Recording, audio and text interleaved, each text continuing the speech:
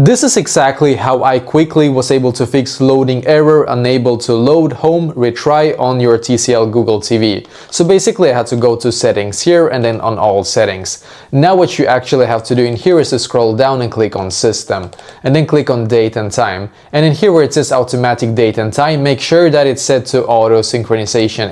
If it was off before, make sure it's set to auto synchronization and double check down below here. You can see it's here the date and time. Make sure that it's correct to exactly what type of location that you are in right now. If it's not, you can change it right here as well. As you can see, you can set time zone here as well. For some reason, if you don't have this one correct to where you are, it's going to mess up the Wi-Fi signal and Wi-Fi settings, and it's going to give you a bunch of errors. So make sure to fix that firstly. The second thing that you need to fix as well is your network connection. So make sure that you're connected. So if you have your Wi-Fi turned off here, turn it on. And I'm just gonna click on yes here, and then make sure that you're actually connected to your Wi-Fi here. So it says connected successfully here, and that is how I was able to fix it. So if I go home now, you can see I don't have any warnings here whatsoever. So try this and hopefully now it's gonna be fixed for you as well.